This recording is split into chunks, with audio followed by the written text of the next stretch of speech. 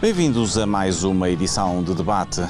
Temos hoje connosco 3 pilotos, que cada um na sua fase de crescimento no todo-terreno. Vou começar por fazer as apresentações. Miguel Barbosa é aquele que mais dispensa apresentações, 6 vezes campeão nacional de todo-terreno. À minha direita está o Pedro Ferreira, um estreante absoluto nestas andanças, mas que tem dado muito boa conta de si este ano. E o Ricardo Megre, um piloto que veio da velocidade, com um histórico muito grande no todo-terreno. O nome Megre diz sempre muita coisa, mas que este ano se mudou de armas e bagagens para o todo-terreno, para a modalidade mais recente e para os carros menos competitivos, mas mais interessantes. Vamos começar agora por falar com o Miguel Barbosa, que é um piloto profissional. Já aqui tivemos também a Elizabeth, que também era uma piloto profissional, mas que faz a sua atividade lá fora. O Miguel é profissional, mas faz a sua atividade cá dentro em Portugal. Como é que é isto de ser piloto profissional de todo o terreno? Não é só todo terreno, já são mais de 20 anos de carreira e a fazer corridas. Atualmente faço todo terreno e faço velocidade, desde 2010, que foi o meu último Dakar, que passei a fazer também velocidade. Desde que entrei para o todo-terreno, na altura na Mitsubishi, que passei a piloto profissional, é uma tarefa que não é nada fácil. Nada fácil pelas razões óbvias, que é arranjar patrocínios. Essa é a maior dificuldade, é de um piloto profissional subsistir financeiramente. Portanto, eu acho que essa é a maior preocupação enquanto piloto profissional, é aquela que eu tenho maior, é aquela que me toma mais tempo. É engraçado porque ser piloto profissional as pessoas pensam que uma pessoa está o dia inteiro a guiar, farta-se de andar de carro, corridas, etc. Mas não, que se calhar guiar é aquilo que acaba por fazer menos, e a maior dificuldade é organizar tudo o resto que está por trás. E eu tenho-me concentrado nos campeonatos nacionais e bem. Já fiz provas lá fora, como foi o caso do Dakar, mas eu sempre acreditei bastante nas provas nacionais. Acho que temos excelentes pilotos, excelentes máquinas, excelentes equipas e excelentes organizações. E como tal temos uma paixão muito grande em Portugal pelo desporto automóvel e, portanto, eu defendo sempre os campeonatos nacionais. Acho que é preciso investir naquilo que é nacional e tem corrido bem. Do Miguel, que é campeão nacional e que tem estes títulos todos, vamos passar aqui para o Pedro Ferreira, que do nada, ano passado ainda não estava sequer a acompanhar as provas de todo o terreno.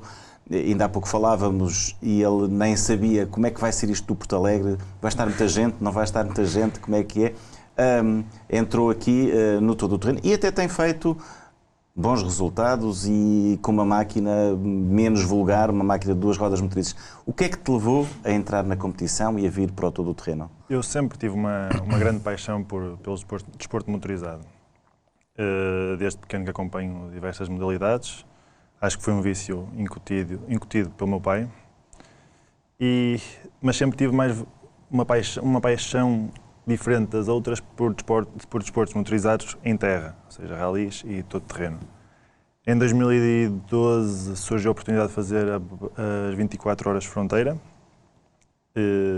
e adorei a experiência. Foi uma experiência única. No ano passado, após ter terminado a minha vida académica, decidi que estava na altura de montar um projeto e comecei por fazer as 24 horas de fronteira no carro que atualmente conduzo. E após as 24 horas de fronteira, montei o projeto para fazer esta época no Campeonato Nacional de Todo Terreno. Tens estudado bem? Tens sido bem recebido? Tenho. Não estás arrependido de ter metido nesta aventura? Não, sem dúvida que não, porque tenho tido apoio de diversos pilotos, várias gente me ajuda, dá-me conselhos, é interessante. Tem sido muito interessante esta experiência. Ricardo, já fizestes... Já não é a primeira vez que estás a fazer todo o terreno, já fizeste uma outra prova todo o terreno, mas tens sido um piloto da velocidade. Já fizestes Fórmula 3, já andaste por Inglaterra também a fazer várias fórmulas. Ultimamente estavas numa competição monomarca de velocidade. que é que te levou a mudar-te de armas e bagagens para um troféu de iniciação, para uma competição de todo o terreno, que no fundo está de acordo contigo, é uma iniciação a todo o terreno? É. Não estava nos meus planos, fui um bocado, foi força das circunstâncias, foi um resultado eu estava a disputar o troféu dos Caterhams, aliás eu fiquei sem correr profissionalmente ou semi-profissionalmente em 2001, foi quando começámos a ficar sem patrocinadores, e eu nesse ano foi o meu último ano de corridas e passei só a trabalhar com o pai, a organizar provas de todo o terreno, etc. Só voltei a correr em 2007 e sozinho, a fazer de mecânico e piloto, e fiz o troféu Caterham porque era o mais barato, e eu sempre defendi mais os troféus monomarca porque é igual para todos, não é tipo à lei do maior orçamento, como se passou, por exemplo, na Fórmula 4, quando eu fui campeão de Fórmula 4, tive a sorte de ter bons patrocínios e conseguir ir para uma boa equipa com o melhor material, ou com um dos melhores materiais, e isso permitiu fazer a luta pelo campeonato. Portanto, eu voltei a correr em 2007, fui para os Caterhams, comprei o carro, praticamente a organização oferecia tudo, portanto era só fazer as deslocações e gasolina no carro, portanto era uma coisa bastante aliciante. Fiz, correu bem, ganhei o campeonato. Em 2008 era para ter tudo montado, mas foi quando se deu o problema com o meu pai. Em 2009 faleceu, também não corri. Voltei a correr em 2010 e acreditei mesmo que o troféu dos Caterhams era um dos melhores troféus para fazer cá em Portugal. Até que começou a haver ali uns níveis de desigualdade, nomeadamente nos carros assistidos pelo próprio promotor, e foi mesmo o próprio promotor que me escorraçou, entre aspas, sobre uma chantagem de pedir desculpa a um diretor de prova, uma coisa absurda, em que eu falei com o diretor de prova e ele disse que eu não tinha que lhe pedir desculpa nenhuma. Não cedi aos caprichos, havia muita coisa que estava mal no troféu e acabei por ser impossibilitado de lutar pelo 5º título, e, à semelhança que o Miguel diz, já temos quase 20 anos de carreira. Eu, pelo menos, não é bem 20 anos de carreira, porque tive 5 anos sem correr, 2001 a 2007. Mas estava a comemorar 20 anos desde que comecei a correr o ano passado, estava a conquistar o 5º título dos Caterhams e 10º título da geral. Foi-me impossibilitado, foi um golpe bastante duro para mim, foi-me bastante abaixo. Tinha 3 carros preparados, tinha tudo estrutura montada para aquele troféu, defendi e promovi aquele troféu como nunca. E fiquei um bocado sem saber o que é que havia de fazer, e estava a pensar fazer os UTVs, desde há 2 anos ou 3 que tinha experimentado um UTV que achei bastante interessante, até por custos e pela performance do carro, só que não tinha dinheiro para comprar o Polaris 1000 ou um carro desses mais para disputar os primeiros lugares do Campeonato Nacional, até que apareceu o desafio Polaris e eu disse, é mesmo isto, é um troféu, é barato.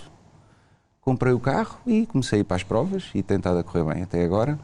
O pó para mim é a maior chatice, é um grande teste à paciência e à ansiedade de um piloto. Acho que uma pessoa tem mesmo que assumir que quando entra no pó tem que estar preparado mesmo para travar, quando aparece aqueles clarões que nem sequer o topo das árvores vê, para ver mais ou menos o sentido da estrada, há que parar. Há que ter um autocontrole bastante, que é o que está-me a ser bastante útil este ano.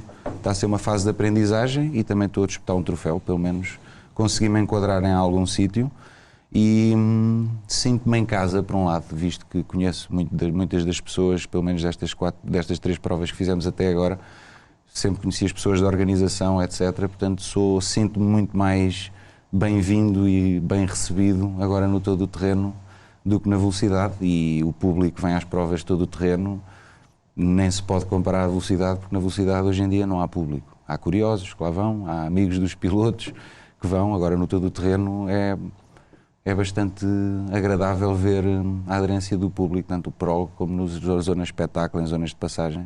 Acho que estou na modalidade certa. Miguel, estamos na modalidade certa, uma modalidade que te está aqui a pôr um bocado nervoso em relação à corrida que vais disputar no final deste mês. Temos o Porto Alegre, uma decisão de título. É sempre difícil discutir um título em Porto Alegre. Sim, no meu caso não é a primeira vez, mas conheço muito bem Porto Alegre, já o venci, se não me engano, 2 ou 3 vezes. É uma prova que eu gosto bastante, é a prova rainha de todo o terreno em Portugal. É uma prova que tem uma mística única, desde miúdo que me lembro de ir ver esta prova e depois participar nela, e portanto, mas também sei das dificuldades que esta prova tem.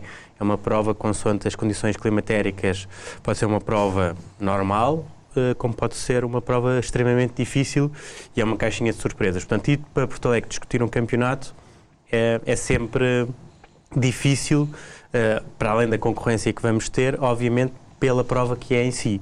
Mas pronto, estamos preparados, queremos ir em busca do 7º título nacional e penso que temos todas as possibilidades de o fazer.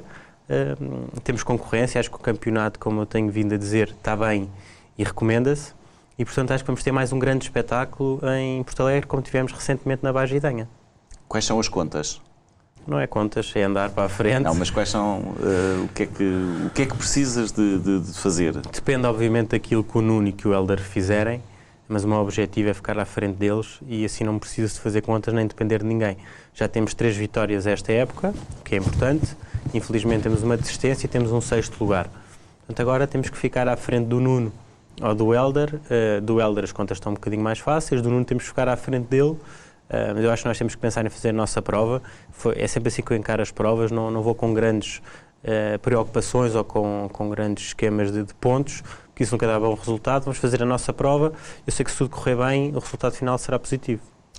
Esta temporada, já disseste, ganhaste já por 3 vezes, mas foi uma temporada com altos e baixos. É da concorrência? Foram dificuldades fortuitas? Como é que aconteceu? Aconteceu um bocadinho de tudo. Eu acho que o campeonato, para já, está com vários intervenientes, está com boas máquinas, está com pilotos novos a chegar, está com equipas a investir, carros novos. E, portanto, é um campeonato que está muito bem de saúde, o que é muito bom.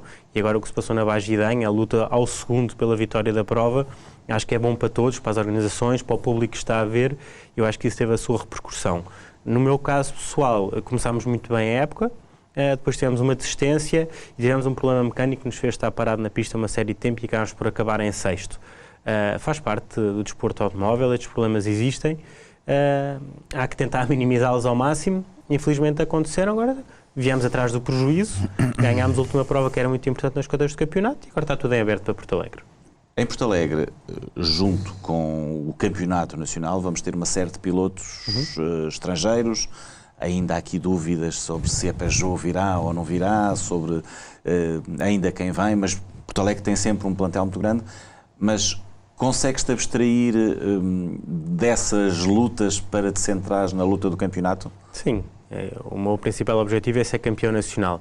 Obviamente que numa prova tão disputada e tão mediatizada, queremos obviamente sempre fazer boa figura. E agora eu acho que todos os pilotos portugueses e que têm máquinas capazes de o fazer dão sempre boa figura, portanto nós não ficamos atrás de ninguém e portanto todos aqueles que vamos ao Porto Alegre vamos fazer boa figura, porque os pilotos portugueses são realmente bons pilotos e portanto naturalmente isso acontece. Portanto, não vou preocupado com o resultado à geral, vou sim preocupado em fazer a melhor prova possível tendo em conta o Campeonato Nacional. O resto vem por acréscimo. Ok, e Pedro? Falámos há bocado que Porto Alegre vai ser uma coisa completamente nova para ti, como aliás têm sido todas as provas. Qualquer prova em que tu participaste, não conhecias o piso, não conhecias o tipo de estradas, não conhecias os terrenos. Como é que tem sido essa aprendizagem? Tem sido feita prova a prova. Eu costumo dizer que para mim, neste momento a primeira curva do prólogo é a mais importante, porque consigo perceber qual é o piso da prova em si. Então, é mais pedra, é duro, tem muita terra solta, não tem. Essa tem sido, para mim, tem sido o meu grande problema. Outro dos quais foi o que o meu colega já tinha falado, o pó. Eu nunca tinha andado no pó e vejo-me às vezes em situações em que tenho mesmo que parar o carro porque não se vê nada. O nervosismo é normal ali no início do prólogo, no dia a seguir geralmente já estou mais tranquilo, já vou para a corrida com outra cabeça e outra mentalidade. E eu acho que esses 3 pontos têm sido tirando o facto de não ter experiência, ao contrário dos meus adversários, não conheço os percursos, uma vez que os percursos, muitos deles, são os mesmos de anos anteriores, e há pontos de referência que se consegue manter na cabeça, mas eu neste caso estou no ano 0, para o ano já conseguirei ter esses tais pontos de referência e a experiência que tenho acumulado este ano será bastante útil no próximo ano. Como nunca tinhas feito todo o terreno e como as experiências que tinha sido em circuito, portanto sem navegador, como é que é a experiência também de ter um navegador, de ter uma pessoa ao lado a dizer-te, a dar-te notas, a dar-te indicações? No início foi complicado, foi habituar-me a notas, nem sabia o que era, como é que se faziam as notas. Então até tem um episódio interessante que antes da primeira prova do campeonato fui para uma estrada nacional com o meu navegador, fizemos uma passagem, entre aspas, numa estrada nacional a tirar as notas e depois num carro normal ele vinha ao meu lado a ditar-me notas para eu conseguir colocar na cabeça o que era uma curva 3, 4, 5. A experiência do meu navegador, neste caso o Walter, tem sido muito importante porque já tem vários anos de ralis e tem-me ajudado imenso nesse aspecto. E lá está, o facto de ele já ter feito algumas provas de todo terreno, já tem alguns pontos de referência que... Ele vê por ti. Exatamente. No início a confiança ainda era um bocadinho relativa, mas agora começo a acreditar 100% nas palavras dele durante o percurso e já acredito nas notas. Estávamos há bocado a falar de que ele te dizia em determinados topos para tu ires a fundo e que tu... Sim, no início ele dizia, eu olhava, era um topo completamente cego e ele dizia que era a fundo e sinceramente eu chegava lá na primeira e na segunda corrida e tirava o pé, não confiava, é normal, face à minha inexperiência. Contudo, nas últimas corridas já acredito nas palavras dele e quando ele diz que é a fundo é em frente e é a fundo que se faz. É da inexperiência ou não o facto de tu estares a conduzir um carro de 2 rodas motrizes e mesmo assim estás-te a safar muito bem? Para ti é-te indiferente? Não... Conforme já disse, não tive qualquer experiência no passado no desporto motorizado. Calhou de ser um carro de 2 rodas motrizes a minha primeira experiência nesta vertente. Tem corrido bem. No próximo ano irei pilotar um carro de tração às 4 e tenho noção que terei de ter um período de testes longo para me habituar a um carro completamente diferente no que toca a reações e estilo de condução. Tu mesmo assim já somas 2 quartos lugares esta temporada. Como é que isso aconteceu? Sinceramente, tentei ser constante, manter um ritmo ao longo dos percursos que me permitisse acabar as provas, porque, conforme se diz pelos pilotos mais experientes, todo terreno primeiro temos que acabar. Eu acho que o facto de acabar, qualquer piloto que acabe uma prova hoje em dia no Campeonato Nacional de todo terreno e faça, infelizmente, há pouca quantidade de inscritos, tem sempre um bom resultado. É verdade que 2 quartos lugares é motivador para a minha carreira, que ainda é curta, e face às resistências de alguns ou problemas de outros e tendo em conta o nosso andamento em pista, consegui ter esses 2 resultados, foi ótimo, motivador para as corridas que se seguem, porque sinto que corrida após corrida o meu limite vai aumentando. A velocidade com que faço as curvas, o receio de andar rápido em zonas estreitas, os limites na minha condução vão aumentando e com isso os resultados vão aparecendo, naturalmente. Okay. Ricardo, e como é que está a ser esta experiência no todo o terreno? Já fizestes 2 corridas, houve uma terceira que acabou por não se realizar pela infelicidade que tocou à morte de um piloto. Como é que foram estas corridas? Foram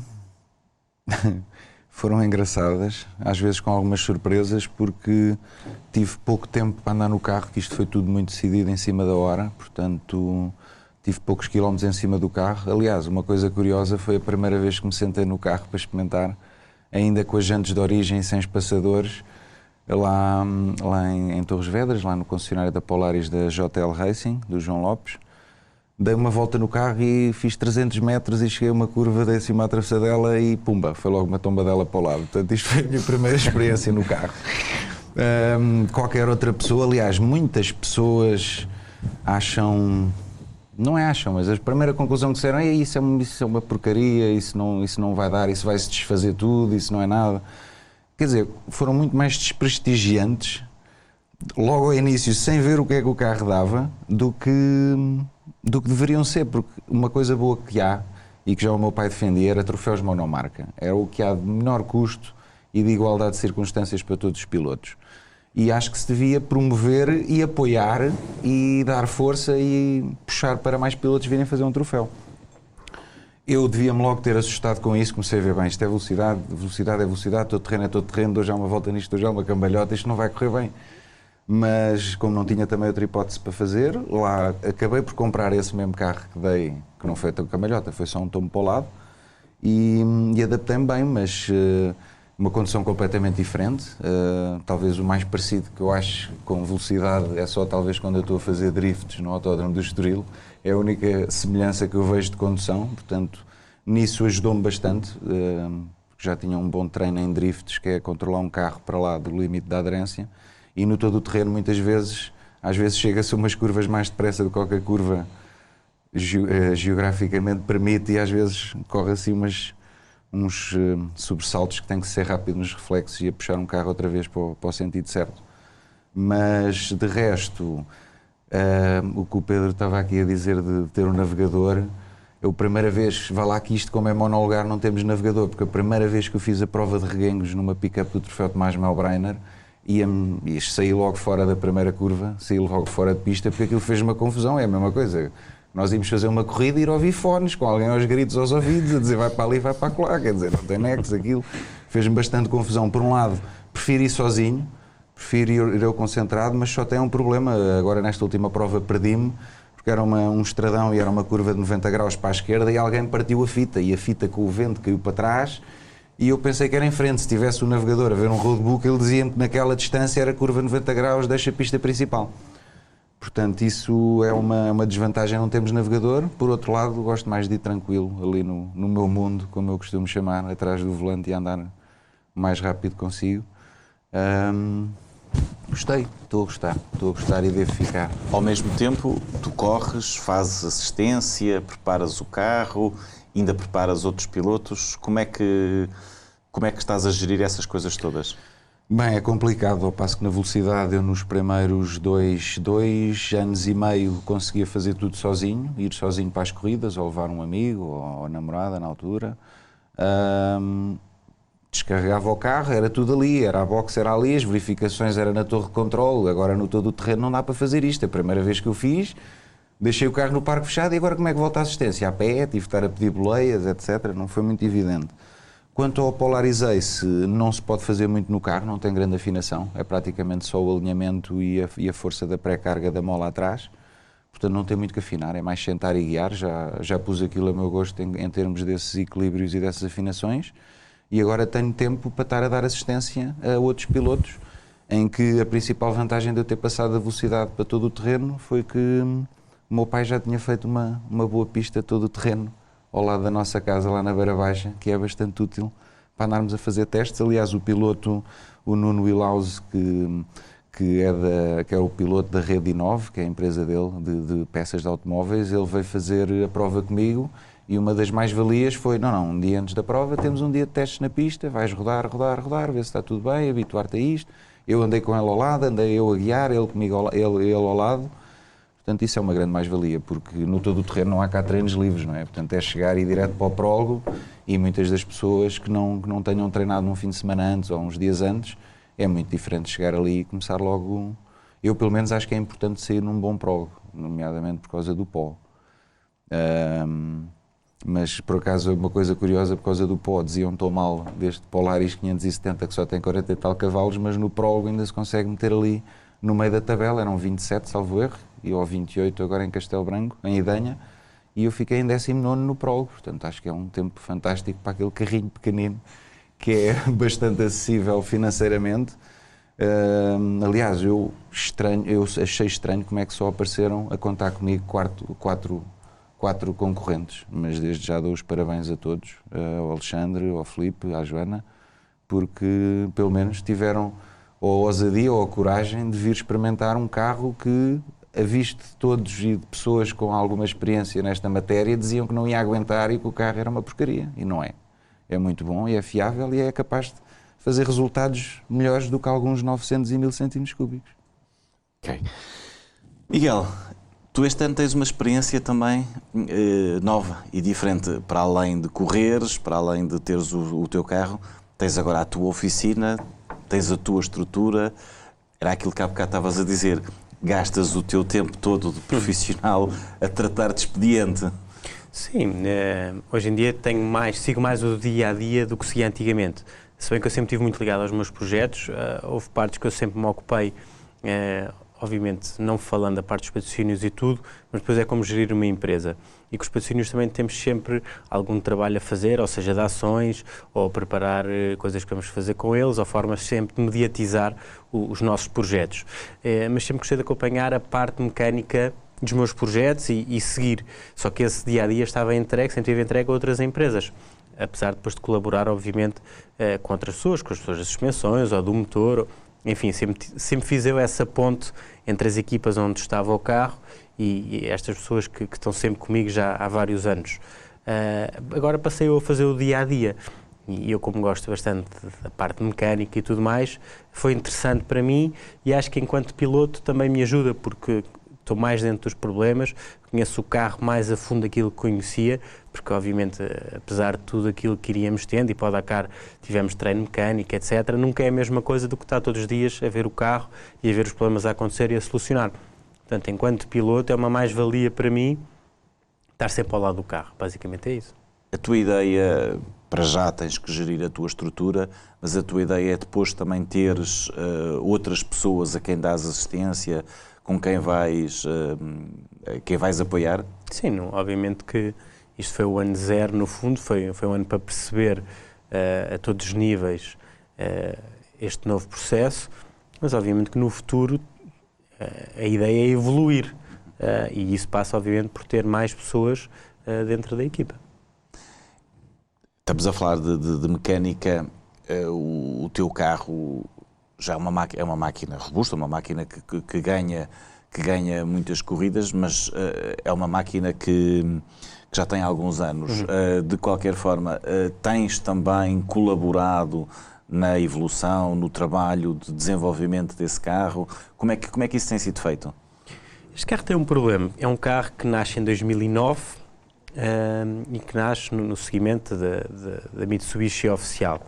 E ligado a isso havia uma série de peças que vinham do Japão, que eram testadas infinitamente para o Dakar e portanto, estava tudo seguro. Hoje em dia, e quando a Mitsubishi acabou, apesar do núcleo duro da Mitsubishi manter-se, que é o Thierry Viardot, e que manteve uma equipa para assistir os Lancers todos, houve peças que se deixaram de fazer e tiveram que ser, no fundo, reinventadas.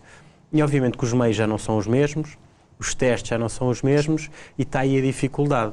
É que antigamente tudo que eu punha no carro tinha a certeza que não tinha problema, tinha a certeza que tinha X quilómetros para fazer, porque era testado no Dakar, nos testes, tudo. Hoje em dia essa certeza não existe, portanto é um bocadinho à descoberta, obviamente com pessoas competentes, com pessoas profissionais, todas as coisas funcionam, mas é muito mais difícil do que era antigamente. E portanto tem sido este balanço de coisas que já não existem, que eram feitas exclusivamente para o projeto Mitsubishi oficial, que têm vindo a ser substituídos e é isso que tem dado um bocadinho mais dor de cabeça. Isso, existem outros carros iguais a estes pelo mundo inteiro. Isso obriga também a estar em relação com essas pessoas? Sim, sim, estamos sempre em ligação, só que depois cada carro seguiu o seu caminho. Houve quem pusesse motores a gasolina, motores fora, eu fui para um motor BMW diesel, o Brasil, que tinha comprado uns carros idênticos, já os vendeu para a China e construiu uns novos, e portanto são carros que já hoje em dia são muito próprios de quem os comprou. E, portanto, não há uma uniformização dos carros. Há peças, sim, que são idênticas, mas cada um ao seu estilo. E, obviamente, temos sempre vindo a falar, mas não é fácil. Cada um gera um bocadinho os seus. É um trabalho é mais complicado do que guiar?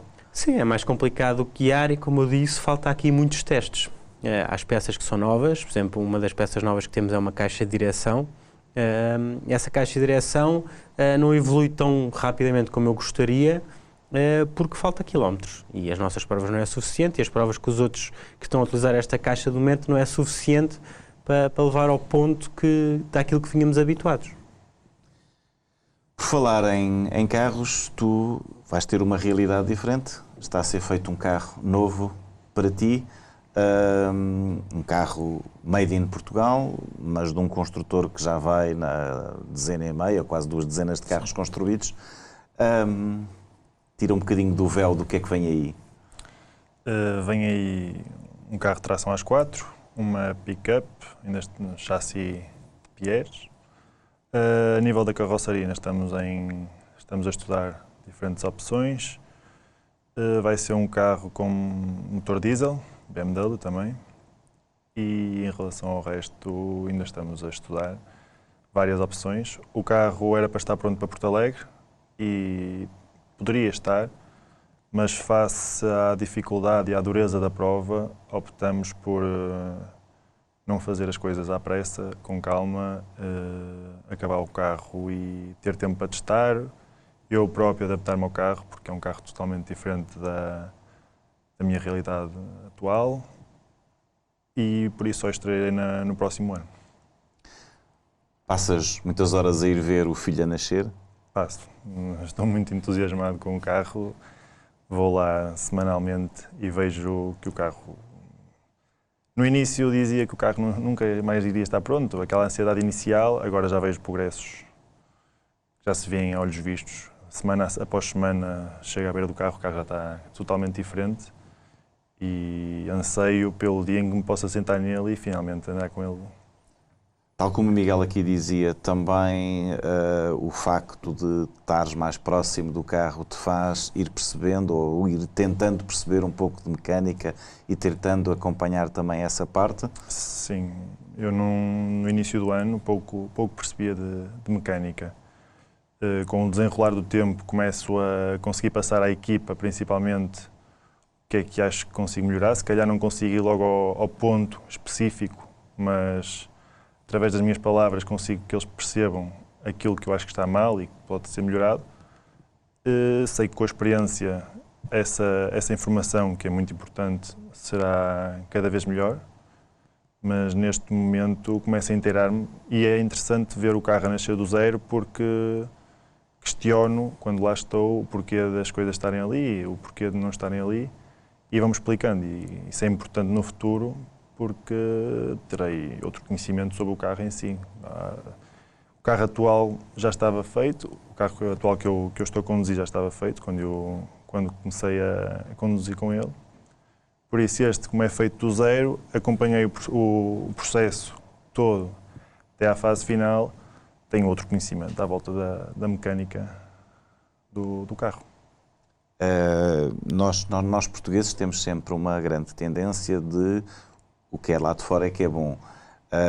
Já aqui temos falado neste programa, aliás já tivemos cá também o Fernando Santos a falar dos carros produzidos cá em Portugal. Não te aflige ires correr com um carro português? Não, de todo. Neste momento, os carros que estão lá fora e que toda a gente diz que é bom, são carros a gasolina, tirando os minis, verificamos que são Toyotas, são Nissans, mas nos últimos anos, conforme o Miguel tem provado, os carros a diesel é que têm dominado o campeonato português. E acho que isso é um ponto importante nesta escolha. Foi importante, ponderei entre ir buscar um carro lá fora ou fazer um em Portugal. Depois fiz a relação preço-qualidade. Temos visto que os carros feitos cá pela De Beers, agora Extreme Ride, têm dado cartas. E lá está, juntando a esse fator, o facto dos carros a diesel se adequarem, na minha opinião, mais às nossas provas, que são mais enroladas, não há tanta... As velocidades são sempre... Há muita curva, trabalhamos mais em velocidades baixas do que em velocidades altas. Se falarmos em Marrocos, pelo que me dizem, é uma prova maratona, vamos muito tempo em linha reta. Aqui não, aqui são provas muito enrodilhadas e acho que o motor a diesel foi sem dúvida a melhor opção e por que não apostar no que é português. Ricardo, vamos aqui mudar um bocadinho de assunto. Já falaste aí mais do que uma vez no teu pai e nos projetos do teu pai. Tu divides-te um pouco, não só nas tuas corridas, como em ideias de trabalhar coisas que foram, no fundo, o legado do teu pai, o Clube Aventura, o Transportugal, e das vezes que temos falado, tens sempre pensado reeditar o Transportugal. O que é que falta para o Transportugal voltar e para tu organizar, já o organizaste depois do teu pai morrer? O que é que falta para o Transportugal regressar? Há sempre muita gente a perguntar pelo Transportugal. Pois, Pedro, isso foi uma situação delicada que mudou um bocado a minha vida. Eu, na altura, quando o pai morreu, em fevereiro de 2009, 21 de fevereiro, para ser mais correto, eu, nessa altura trabalhava no ACP, era gestor de frota do ACP Motorsport. Portanto, isso sempre foi o que eu fiz para o pai, para além dos outros trabalhos específicos nas provas, que era gerir os bivouacs e as zonas de assistência das provas. Mas sempre foi mais, minha tarefa sempre foi mais frota de automóvel. Tirei um curso de engenharia automóvel em Inglaterra, portanto era o que mais se adequava ao curso que tirei. E eu, quando o pai morreu, foi na altura em que já se tinha vendido as provas ao ACP. O Clube Aventura já era praticamente só o pai. Os nossos trabalhadores todos, estava tudo a trabalhar no ACP. Portanto, eu fiquei com uma empresa ou com um clube só de nome, sem ninguém lá. Estava tudo já no ACP, se bem que havia um acordo dos trabalhadores principais virem dar uma ajuda ao Transportugal.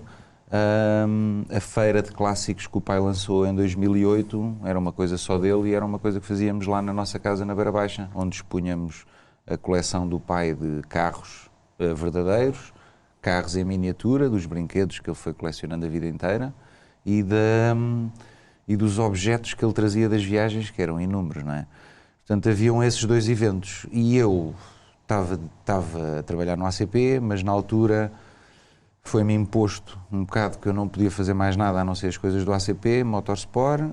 Eu não queria deixar que o nome do meu pai fosse esquecido assim de um ano para o outro, especialmente naquele ano que ele tinha falecido.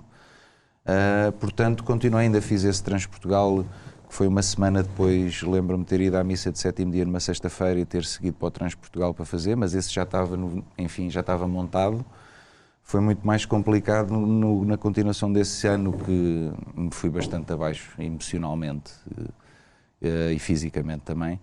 Foi bastante duro ter que não saber bem que vida é que estava a viver. Se era a minha, se era a do meu pai, o que é que estava a tentar fazer ali, não é?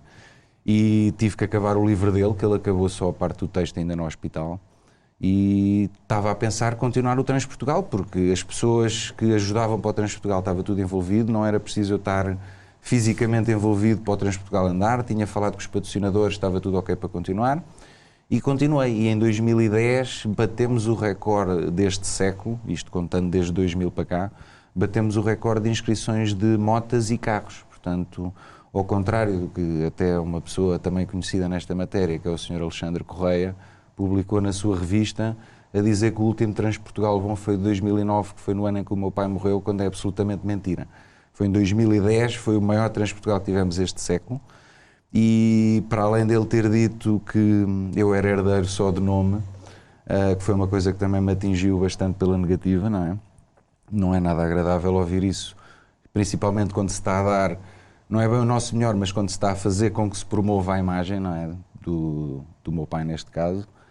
Fiz ainda o Transportugal em 2011 e que já estava com menos patrocínio, já não tinha patrocínio para fazer 3 dias, mesmo assim ainda fiz 3 dias. Ainda fizemos o Transportugal em 2012, portanto, quer dizer, o meu pai morreu em 2009, eu fiz 10, 11 e 12 e o Alexandre Correia disse que o único Transportugal que foi bom foi de 2009, foi quando o meu pai morreu, portanto. E isto é uma pessoa que está supostamente dentro do meio e dentro das informações, e acho engraçado uma pessoa que é jornalista escrever uma reportagem e nem sequer falar para a pessoa em questão que era eu, a saber o que é que eu andava a fazer em relação à imagem do meu pai, etc. Mas temos projetos? Temos projetos. Os projetos estão lá.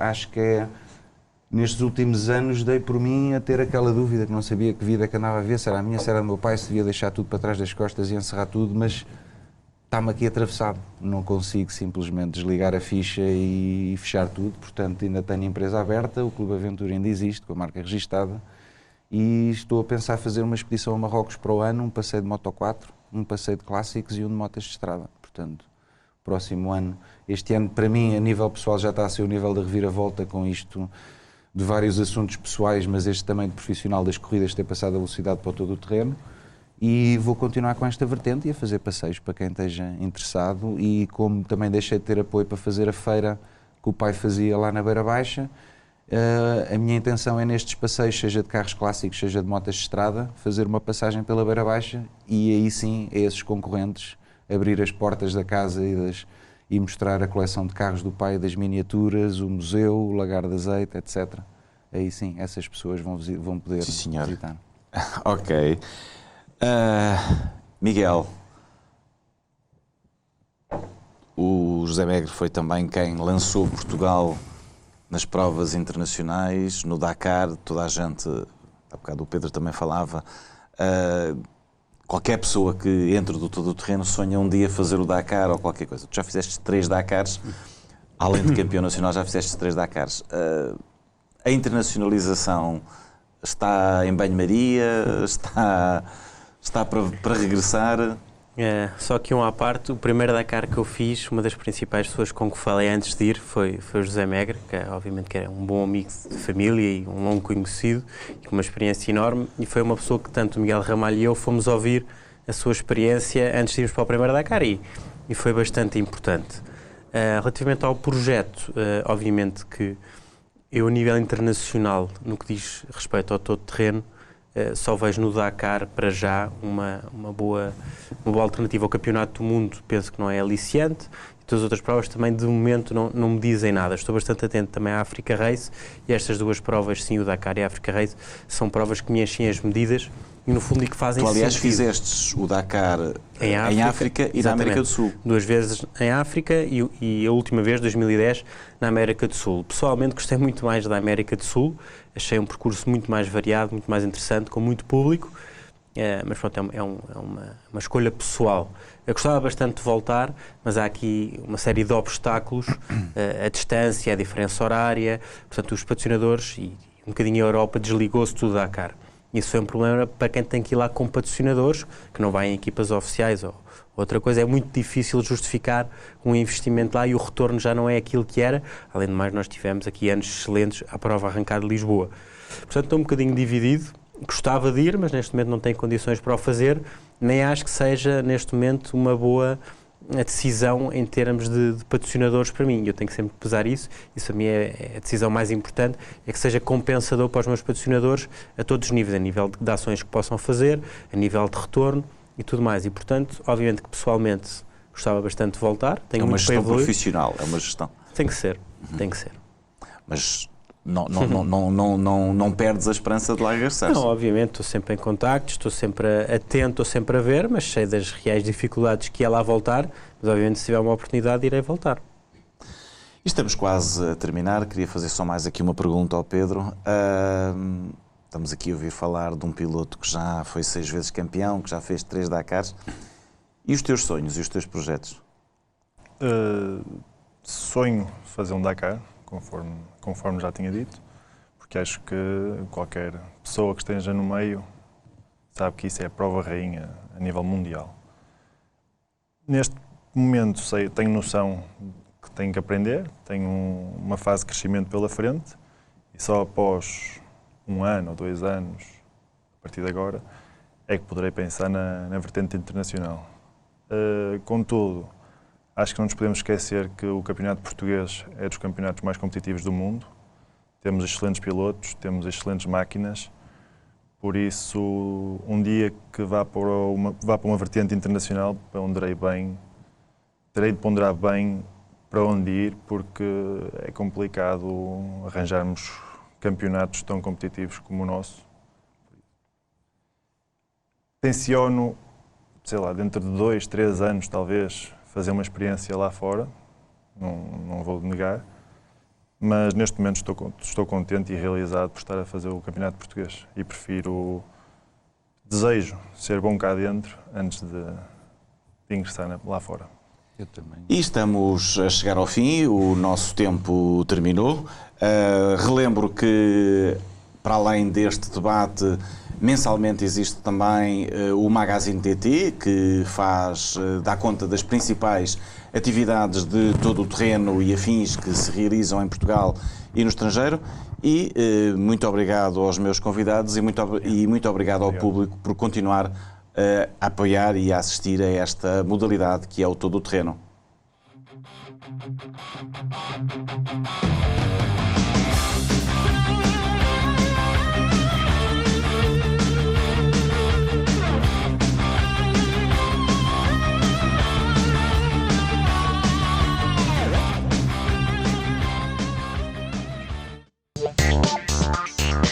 Thank